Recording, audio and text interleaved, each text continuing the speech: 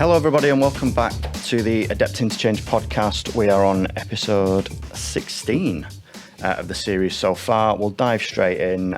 Alan's with me today and we are joined remotely by Paul Fullwood. Paul, good morning, how are you? Yeah, morning. Thank you very much. Thank you for the opportunity to speak to you on the podcast. No problem at all. Thank you for taking the time out from what I'm assuming will be a very hectic and busy work life. Just for those people who don't know, Paul, why don't you give us a little bit of a flavour about who you are, what you do, what you've done over the last few years? Yeah, no, of course. So I'm Paul Fullwood. I'm the director for inspection enforcement for the Security Industry Authority. The SIA, we're the regulator of private security UK, that probably everyone knows. I've been with the SIA for about 3.5 years. Prior to that, I was around 33 years in policing in the military beforehand. So it's been an interesting learning curve coming into the SIA. And I thought I knew about security when I was in policing, but I had a real steep learning curve coming into the private security industry. So very, very glad to speak. I'm very, very grateful for the opportunity that we're doing. Yeah, no, that's great. Just before we dive in, actually, just to pick up on something you said there, what have been the main kind of takeaways you've seen in the last few years of the differences between the private sector and your previous career with the police and military? If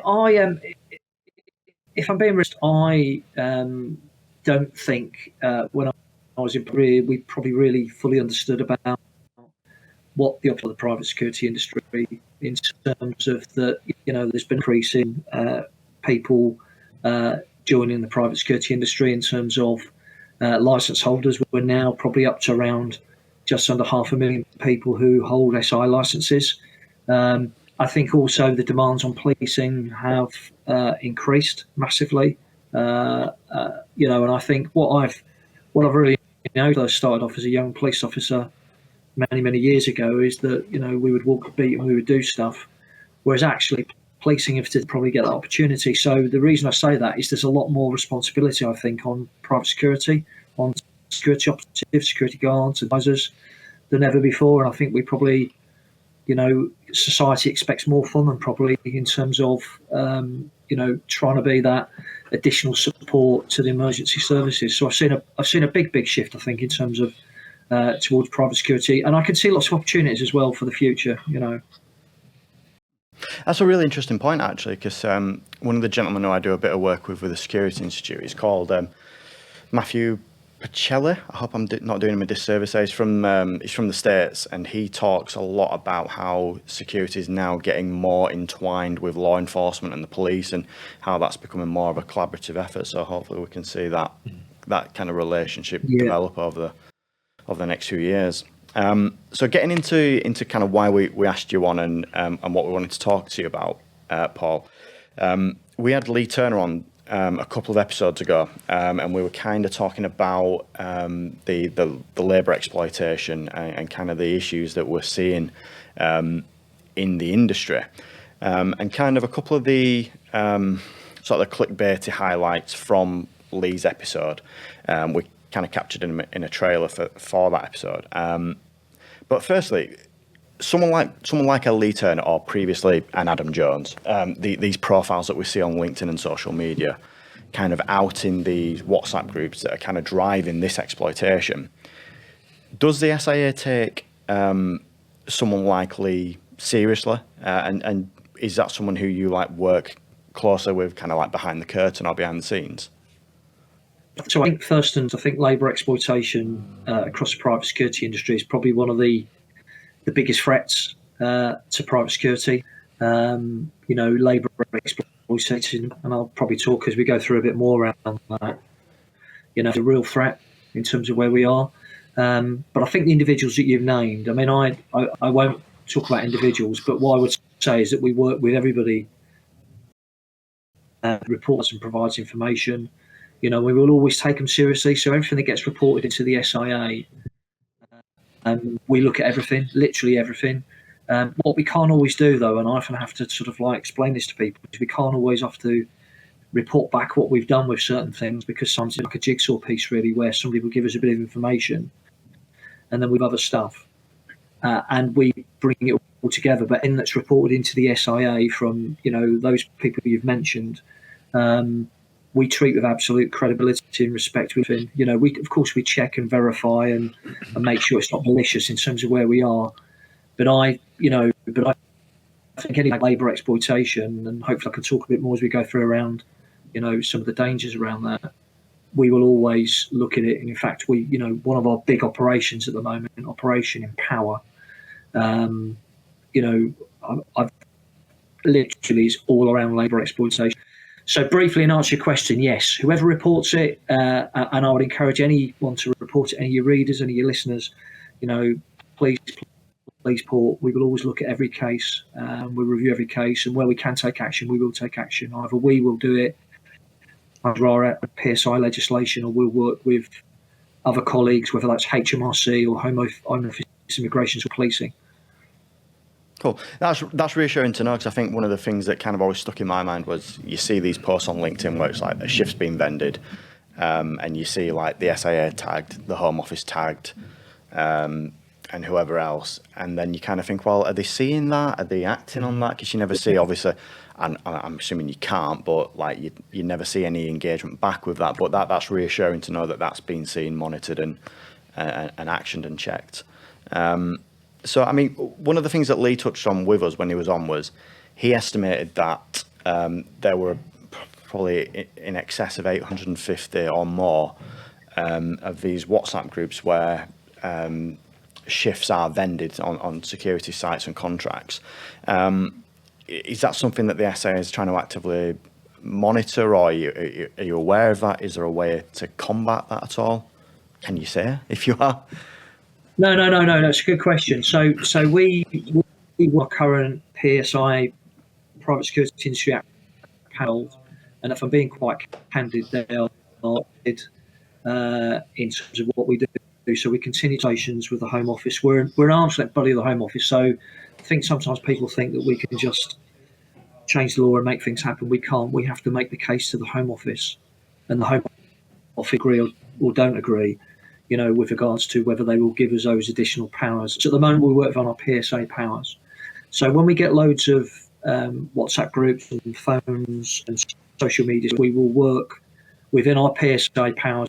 We haven't got specific powers to interrogate phones under that activity, but we work with our agencies who do at what we do. So we use everything we can to disrupt or dismantle those people that are involved in this criminality. And I think it's fair to say, I think the WhatsApp groups is a really good summary, really, is that when the SI was first formed 20 odd years ago, private security was very, very different from how it is today, very different. And I can remember before the SIA when I was in policing. And I think, today's criminality and labour exploitation in particular is all being done via phones. It's all being done by social media. And it's moving around very, very quickly. It's people trying to fill short shifts. It's people trying to reference on. There are masses of subcontracting, which is a risk in our view, because every level of subcontracting dilutes standards. And so I think today's threat, risks and harms, through WhatsApp groups and social media is a real threat for everybody, really. And I think we're committed. We've got an operation called Operation Empower. I've got a dedicated team where we're working very closely with His Majesty's Revenue and Customs and other agencies, where everything that gets reported into us, we act, literally everything. And, I've got cases, I've got about 160 cases on my desk at the moment, which are either being investigated or being progressed. And some of the things we see are really quite shocking. We're seeing cases are paid £6 to £7 an hour, which is just criminal.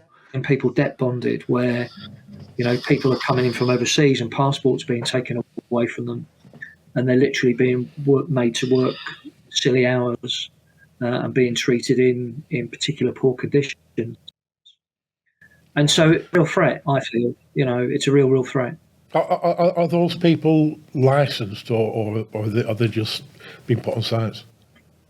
Yeah, no, it's a mixture of both really. So generally licensed. So there's another area that I lead on is in terms of trying to tackle training malpractice and fraud, and I think we've really tightened up in the last year around that, but not enough. It's all you know what it's like. People will always, as much as we put rules and systems in there, people always try and move it around, and we've got people who have literally organised crime groups who have brought people in from overseas. They've put them through training centres who are less scrupulous, and then they're being put to work on events, building sites, festivals, and sadly, some people don't even realise they're being exploited. They don't understand what the national minimum wage is. They don't understand what their rights are. And I think, it's not. I guess it's really contextually. It's not just in the private security industry. Of course, this is in hospitality and healthcare and other areas as well. But it is a real threat, and I think it's one that we all need to take responsibility for, really. And I think in our industry, private security, we're determined and committed as the regulator. And going back, people reporting stuff to us. When we get stuff coming, we've got an operation, which is one of our key priorities now, and it's going to be core business for us, labour exploitation. We're not going away from this. This is core business, but there's others need to do. So, for example, we need buyers of security that, when venues and companies buy security, they need to make sure that their procurement rules are right. They need to make sure that they're doing their due diligence, that the buyer, the supplier of security are going to pay their employees fair. They're going to treat them correctly. They're going to make sure they pay their tax and all that malarkey. And then likewise, suppliers of security, we need to ensure that, those people are doing their due diligence because, they've got a legal responsibility to do that. HMRC are already talking around using agency relation, which makes it very clear if you're a CEO or a director, the excuse of multiple subcontracting hiring anymore. It really won't. So we need, we need suppliers of security to make sure that they're doing their due diligence. And then lastly, the final thing, and this probably links into the social media and the WhatsApp groups. I see loads of stuff on social media, and I try and engage where I can, and and I try and educate and give a voice really, because I know it's really easy to broadcast as a regulator, but I do try and engage. And my main message is this really: is if people find the time to flag up wrongdoing and moan and groan, then they can find the time to report it, and they need to report it. And if they report it to the SIA or to the HE, we'll do something around it. And sadly, if they don't report it, then they are part of the problem, because they just and allow the culture to continue. And we all need everybody to play a part in this, really, not just the regulator. It needs everybody to play a part in it if we want to make a difference. 100%, yeah. I mean, we had Lucy Mann on from the charity Unseen, which is they specialise in modern day slavery, and one of the main takeaways from that episode was the onus is on kind of us if we use supply chain subcontractors, is to manage and audit and regulate our own supply chain, and that maybe that's a message that needs to kind of get put out there more to companies, that the onus is on you. That's your supply chain, you're controlling that, you regulate it.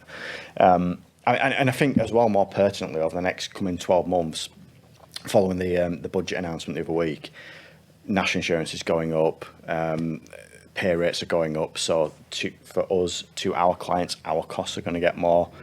There's a potential for this problem maybe could get worse over the next 12, 24 months before it gets better.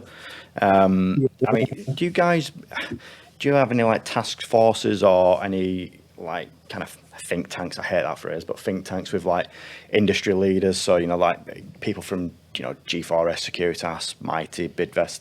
Yeah. Are you guys in discussion with companies like that, kind of the big players to try and help steer this and to regulate it better? Yeah, so we're it's a good question, I mentioned Empower, which is our operation. So we have a gold group. I live gold commander for it, but we work very closely with other agencies. So working with all agencies, HMRC, Home Office, Immigration Service, Policing, the Home Office. But what we also do is that we're a stakeholder forums where we do exactly as you've just said. Really, we link in with your leads and effectively sort of say, look, these are the issues. This is what we're working to. This is what we need to help us with in terms of sharing your clients, but also give us advice and guidance. And a lot of this we've learned from industry, really, because of course, as the regulator, we set standards. Everything we do is around public protection. But one thing I do want to do, and I just links into what you said, is that the big companies are responsible that are in charge of private security across the UK, are responsible probably for about 70 to 80% of all security across the UK, and it's my intention to speak and meet with them to have further conversations around our expectations as the regulator, as such, and their professional expectations in terms of that. If we all want to be moral and ethical, looking after staff and people, profit, and we want to make sure that we provide professional service and we look after our staff, etc., then everybody needs to play a part in this, and that means everybody. 100% completely agree. And as well, on top of that, not just to kind of put the burden onto that 80% of your bigger companies, probably a lot more of the problem as well sits with companies that, we're an 8 million turnover business, probably kind of sits in that SME band, sort of the companies maybe who are turning over under 20 million is maybe where then that from that bigger group, that supply chain filters into companies, not necessarily like us because we don't do that, but companies with a turnover like us, I think it'd be as important to get those stakeholders in the room as well as the bigger ones. Yeah, there's a lot of good companies that are small companies, so setting the standard in a lot of respects. 100%, yeah. It's not. I think we can all agree there's an issue, but I think that we've touched on some names of companies. We all know who the kind of the business leaders are there. We generally, I think that there's good people in those organisations. So I don't think. Yeah. I mean, do you think this has kind of reared its head in the last probably 12, 18 months? I think it's kind of come to the forefront. Were we aware of the extent of the issues, or were people kind of just hoping it'd go away, burying their head in the sand a little bit? What's your kind of thoughts on that? Kind of coming into it at that point, relatively new in the industry. Yeah, no. I came into the industry, I guess, really post-COVID. I think when I've gone back and asked that very, very question, I think this is like a post-COVID. We're all more online now, more digital, we're more enabling, and so I think since the pandemic, really it's got worse. I think that's probably part of it. I think as well. I think in terms of there's a number of financial pressures on people in terms of cost of living. You mentioned the increase in national insurance, which is a worry, because I can see the costs being passed down and moved around, and I can see, I'm already being told, that companies will now look towards more subcontracting, which for me is a concern. So I think it has got worse in recent years, and of course, as you know, the business model in private security, and I've had to learn this, is that big companies, they go to win the contracts, they tender the contracts, put up what they're going to do and how they're going to deliver a fantastic level of service. But actually, once they do that, they then worry about where they're going to get the labour from. And of course, we've seen a phenomenon of labour suppliers that have come through, which is another concern for us. Some are good, some are not so good. So I think a mixture of everything, really. If I'm being honest, I think in recent years it's got worse. But that said, though, I think the important thing is we recognise it's an issue. We're trying to do everything we can to, within our regulatory powers, because of course we regulate individuals, we don't regulate businesses and companies, apart from the voluntary approved contractor scheme. But we need the industry to mobilise. That would be my message. We play our part all the way through, but we need the industry to mobilise. In some ways, in some cases, it's not necessarily illegal. Paying below the national minimum wage is illegal; it's a criminal offence. But in some ways, it's not necessarily illegal what big companies are doing. But I would just ask the question: is it ethical? Are people doing everything they can do to try and stop and remove the opportunity for labour exploitation? And I think there's more that everyone can do, if I'm being quite candid. I couldn't disagree with you, Paul. I think we look at the data that we see online and the posts and the interactions. there's absolutely more that everyone can do. I mean, in terms of kind of clamping down on this, because I think a critique that I've got of the SIAs, I don't, and this isn't aimed at you, this is more probably your marketing team, is I wouldn't know what the penalties would be for malpractice. I mean, I don't recall really seeing any cases or any literature out there that says we've taken security company A to court for X, Y, and Z, and they have been slapped with a fine, someone's gone to prison, whatever. What teeth does the SIA have to actually combat this?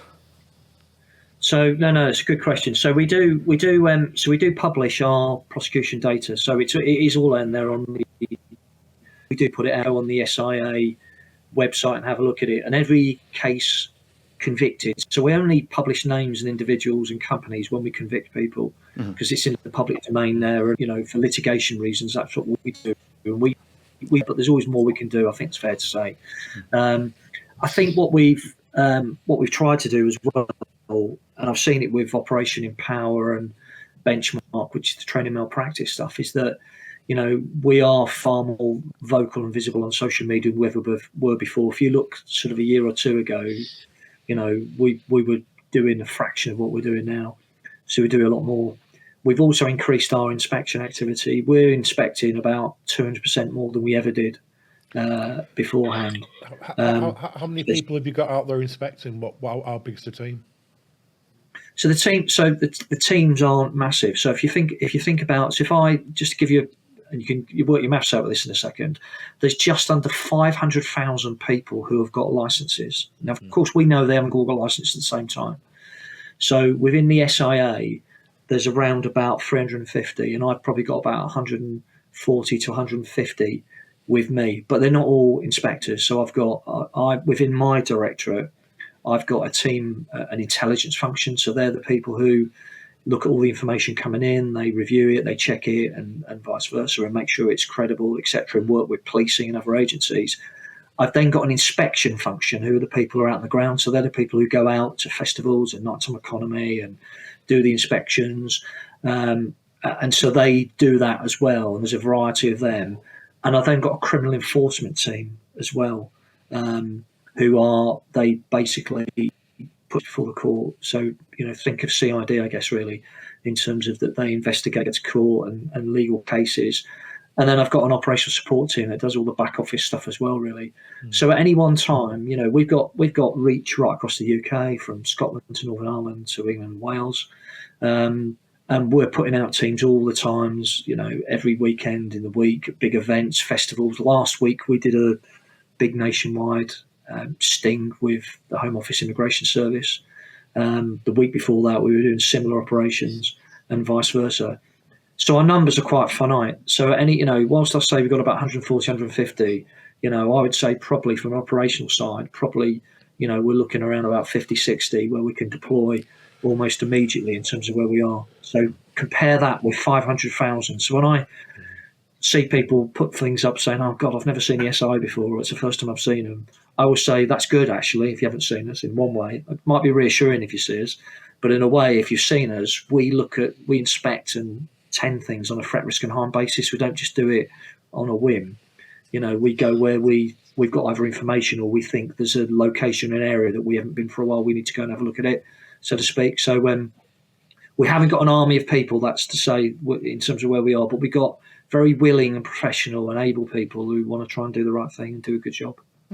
That's really interesting. I mean, you kind of answered what was going to be my next question. That was going to be, do your investigators kind of like pick a geographical region? I think, right, we'll go central Liverpool this week, or is it purely kind of driven by intel and information that comes in, and then you think, right, there's an area there that we need to hit because we've got X, Y, Z bits of intel that have come through about that?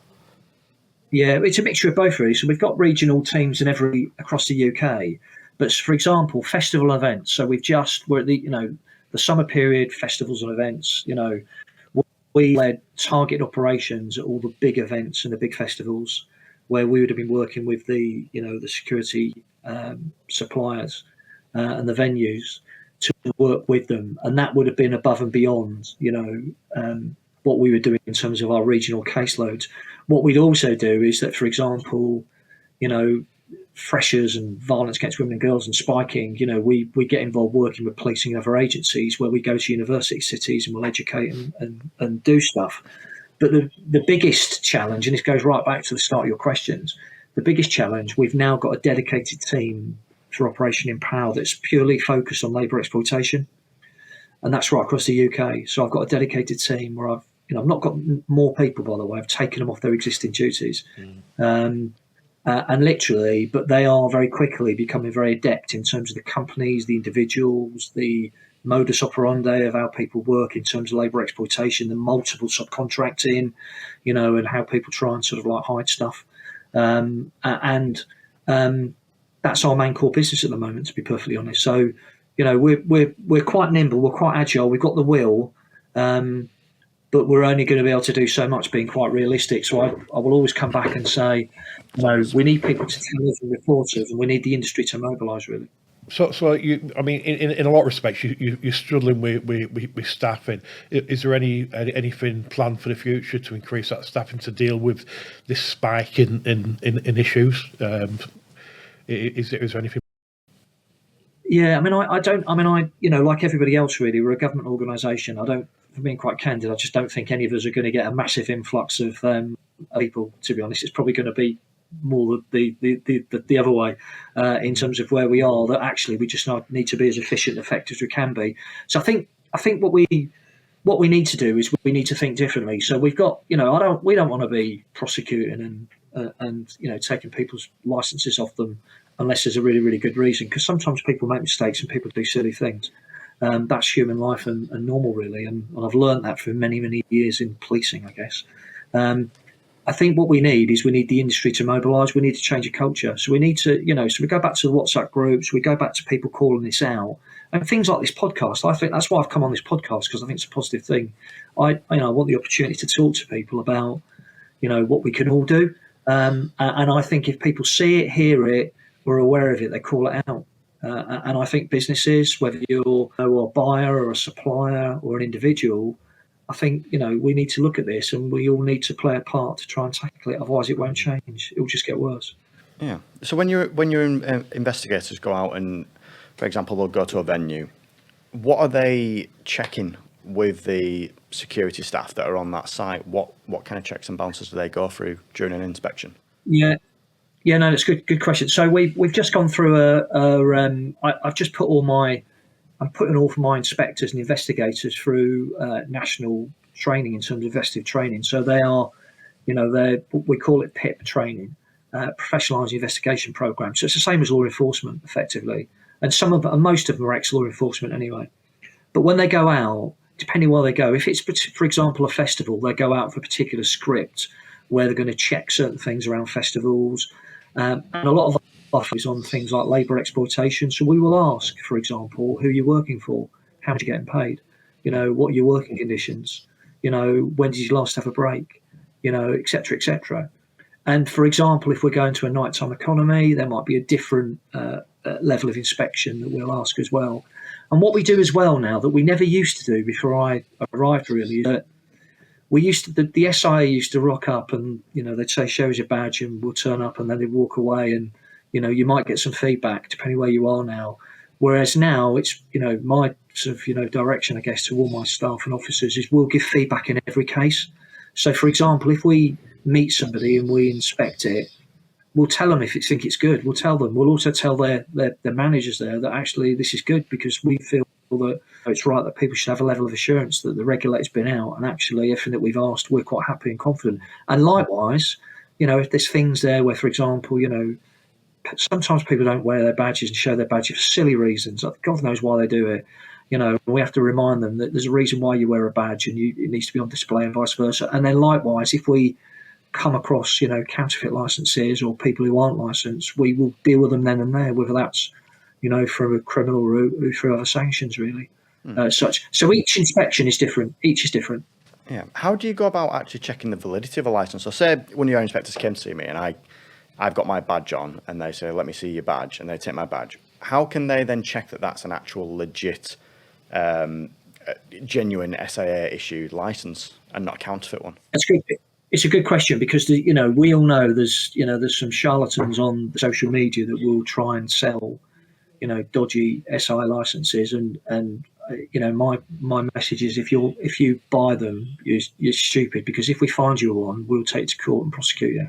So that's the first thing. But all of our inspectors will go out and effectively check. We've got the physical means to check licenses in terms of, if you look on them, there's a variety of things on there in terms of that show where they should be and how they're legit. And every license has got a number on it. And the way that we do it is effectively we'll rock up. We'll ask you questions, and we'll do it then and there, where we will physically go through your license, and we will then check it on our digital records then and there, whether the license that we've got is related to you. And if we've got any suspicions or any doubt in any particular way, because sometimes, with names and sometimes it can be quite tricky, we will ask you questions to just check and prove, the validity of that license, that you are the rightful individual. And of course, we may ask you questions. There might be things, for example, where we ask you questions around to prove that you, from a language competence. That's something that we're always getting flagged to us around, language competence.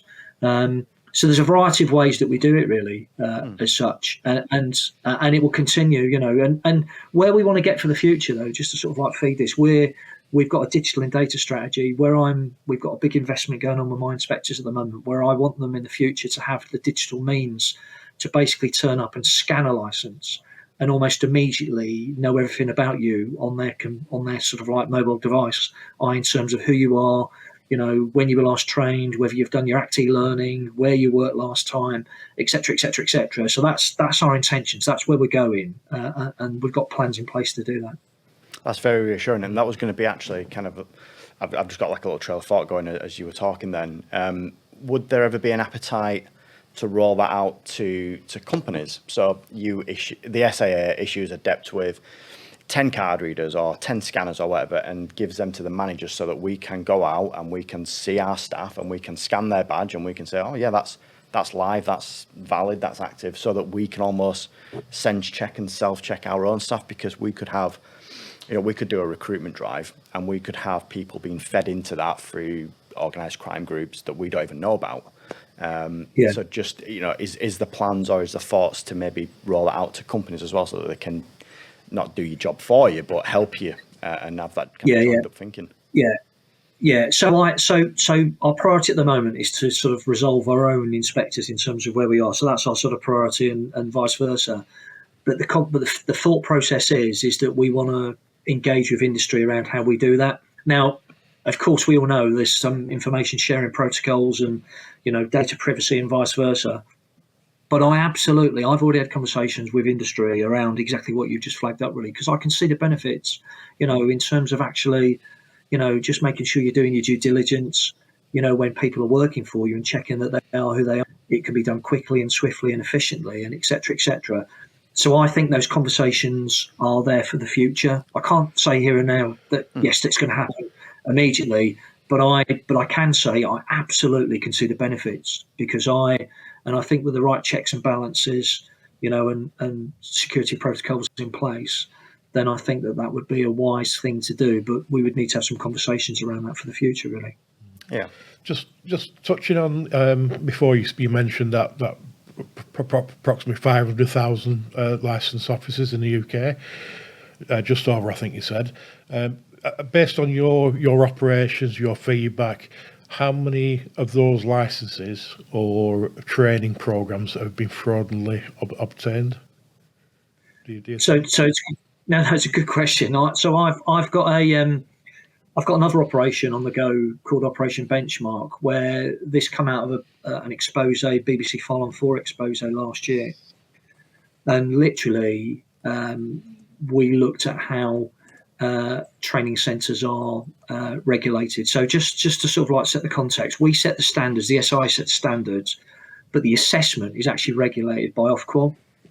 Not a lot of people know that, but it's a dual regulated area. And the way it works is that we contract out to several awarding organisations, and then each of them employ a variety of training centres who provide the various trainings, whether that's door supervisor, security guard, close protection, key holder duty, etc. And it's fair to say there's more work that we needed to do, and there's more work that we have been doing. So I've been working really closely with the organisations, all the chief execs into a summit in the summer, so I could look the whites in their eyes and have an honest conversation with them. And I've been out to see them, and they're all committed, as I am, to make sure that we try and crack down and reduce the opportunity. And there's some things we can do. We've got now better information sharing protocols with Ofqual. We've got better information sharing protocols around, individuals who move between training centres that shouldn't really be employed, so to speak. So I think the opportunity. So the question was around how much training malpractice is there, and vice versa. There is training malpractice going on, and there's fraud going on. We know there is. I've got in the last several months, we've closed down with AO several training centres. Right. We've got a number of live investigations on the go. We've taken licences off people, and it's one of those areas, a bit like labour exploitation, that serious and organised crime are involved in this, and they're into it because it's money and it's finances and it's profit. So there are numerous, and we continue to try and reduce and mitigate as much as we can do. Because you do see adverts out there that people of training centres offering 100% pass rate. Well, that's never achievable. I remember licensing people when licensing came through. And we had at that time I had 210 people in my operation, and probably about 10% of those had to be retested. So 100% pass rate is not practicable. Totally. So if you've got 10 centres putting 2,000-3,000 people a year through SIA licensing, and whether that's they're doing the training for them or they're filling the paper, whatever it might be, but falsifying that process, then that's a lot of people in the industry that have gained licenses by deception in effect. Yeah. Absolutely. So I think you are right. I mean, I describe it as a no-win, no-fee scenario, exactly as you said, in terms of where we're advert. And I think to myself, that's just like, so that, I mean, that's a conversation I'm having with the award and organisations now about that we need to stop all that. Now, there's a difference between companies that, if people fail and dip, that they will help them to, they'll give them, additional guidance and training to get to meet the standard.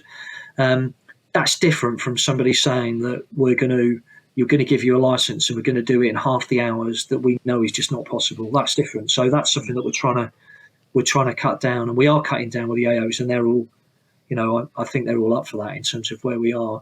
I think the important thing as well with this is that not everybody can work within the security industry, and I think we need to recognise that. And I think we've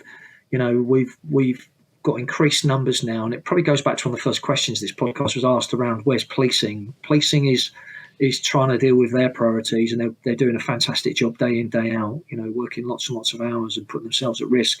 But security's taken on a lot of that responsibility, and therefore we've got more licensed operatives, and there's an increase in training.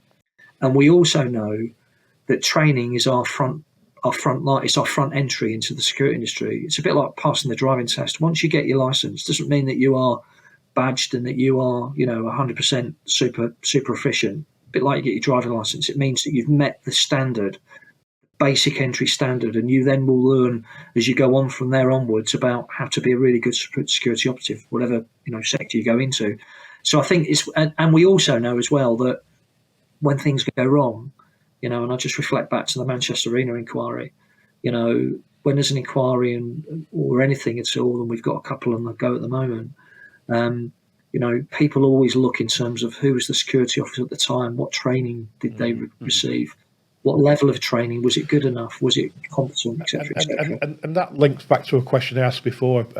So we're there to protect people, and we need to be trained, but so.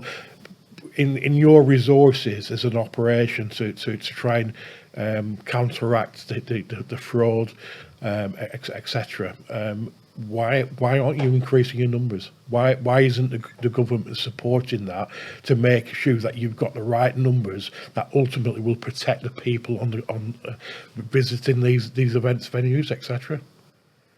Yeah, no, it's a good question. So we did increase our resources after the dreadful events in Manchester. So the Manchester inquiry, we sort of increased our inspection resources by quite a lot of people actually.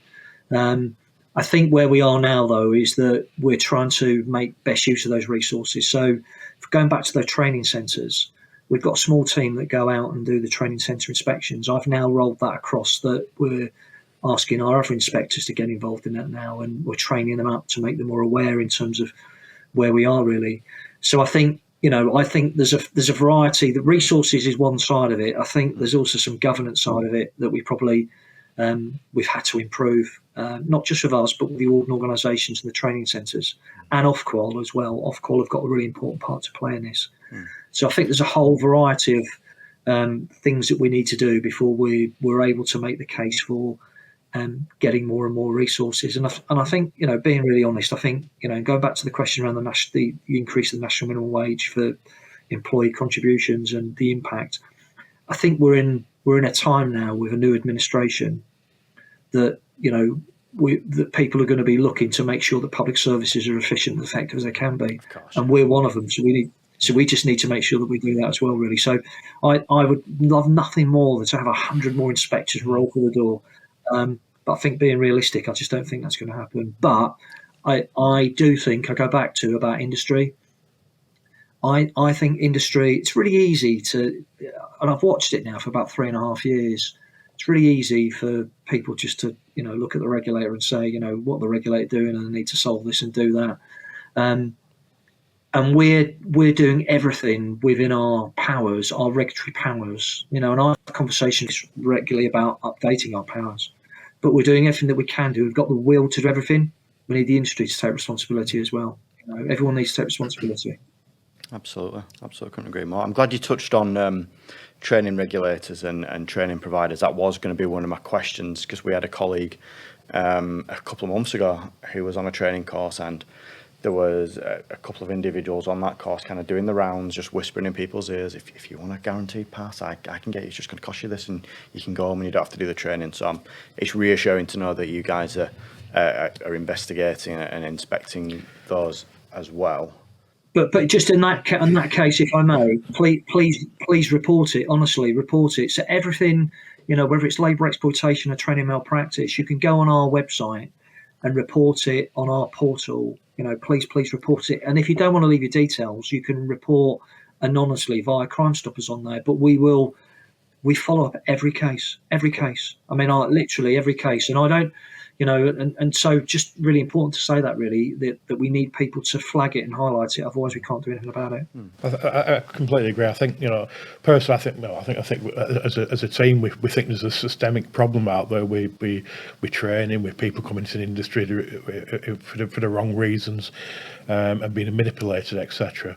And we probably need to do more. So we'll post those links on our feeds, etc. Because I think it's important. And personally, I've been in the industry for 30 years now. Immensely proud to be part of it.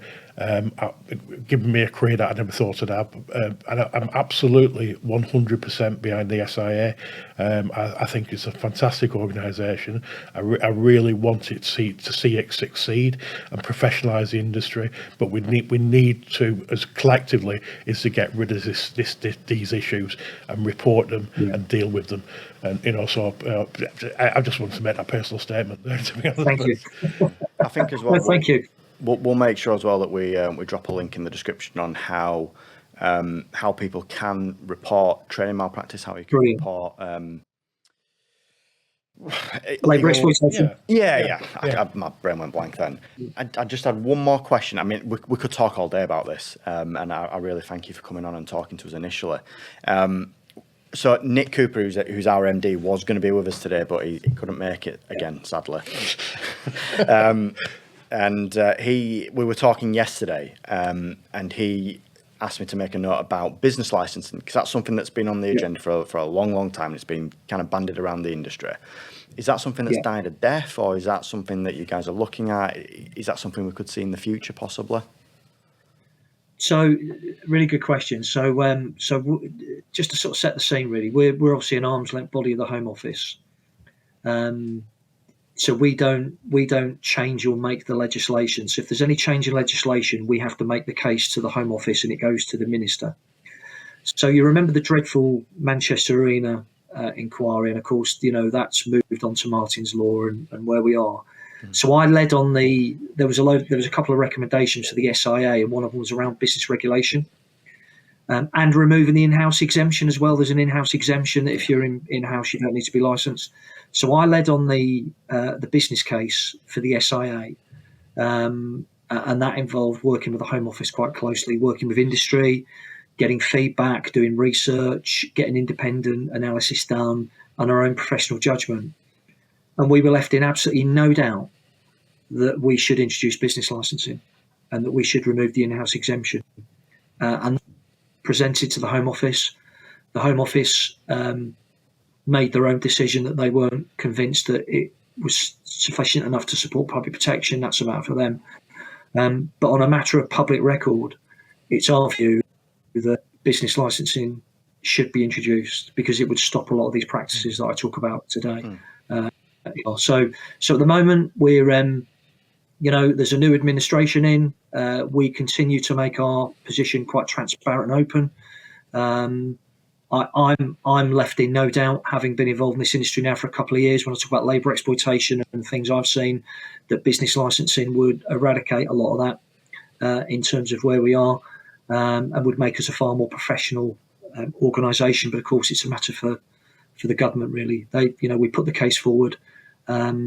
And it's a matter for the government whether they want to revisit it again, really. So there's no answer really in terms of whether it's going to happen for the future. All I'd say is a new administration in, and our position is very cool. And kind of similar to that in K9. I heard rumours a while ago that you were looking at K9 licensing, dog handlers, etc. Is that something that is ongoing or what? Yeah, it's really interesting. So when I was in policing, so I finished as a assistant chief constable in policing, and I looked after the specialist services, which was major crime, firearms, and counter-terrorism, and the dog unit. And I remember the dog unit, and we licensed the dog unit, the dogs in there. So the dogs were licensed, and now licensed for the College of Policing, and handlers, and each handler had about 2 or 3 different dogs, whether that was a GP dog or a drugs dog, and vice versa. And I've always come in, when I come into the SIA, I could never really understand why we're not licensing dogs, if I'm being honest. So I think at the moment there's no immediate plans for that, but I think it's definitely worthy of a consideration, a conversation, because I do think that's an area that continues to professionalise, and I think that it's an area that there needs to have a conversation. Whether that needs to be regulated by us or somebody else, I don't know. I think going back a few years ago, we used to do training with Greater Manchester Police and South Yorkshire Police. We used to train our dogs with them. And I actually sat on the steering group for ACPO, and they were looking at sort of professionalising that part of the business. Never happened. It died a death after 12 months.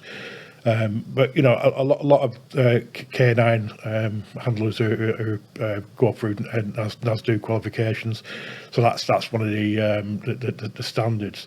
But just basically anybody can rock up with a dog and be a dog handler and work for the police in that respect, because there's no checks there either. I agree. A lot of police organisations are closing down the training centres and bringing in outsourced agencies to provide that service. And there's not. I agree. And I think you're right. And I think you go to a festival event and that, and you see lots of them, don't you, in terms of where they are and vice versa. So I think it's an area that we probably just need to continue discussing with the industry, really, around where we are as such. If we had time, I'll tell you a funny story around when I first took over the dog unit about Governor, we're very grateful for you being here. Would you mind taking a bite and then being given a sleeve and asked to run down a field and being chased by a police dog, which was quite interesting. Much to the delight of my officers, as you can imagine. But it was one of them ones where. What I've learned over the years as well is that when it comes to dogs, stay out of the way, because they don't always follow the script as well. So Absolutely. so I'm with you. I'm absolutely with you. Cool. Any other questions? No, I think that's been brilliant. Yeah, no, I mean that's all we kind of wanted to go through with you, Paul. Again, listen, we know you're a busy guy, and we know you've got your fingers in lots and lots of pies at the minute. So just a real big thank you from us for coming on and being so candid as well around what we've asked. It'd be great to have you back again in a few months' time and get an update on how things are going. If you'd be up for that, that'd be really good. No, definitely. And also just a big thank you from me to you guys, really, just firstly for allowing me the opportunity to speak on your podcast to your listeners and things. And we want to be engaging, and for your support, really, and anything you can do to help and support and influence for the good, which I from my conversations, I'm really convinced that you will be. Then I'm really happy to help. So thank you for the opportunity, and really grateful. Thank you. Brilliant. Thank you. Cheers, guys. We'll see you next time.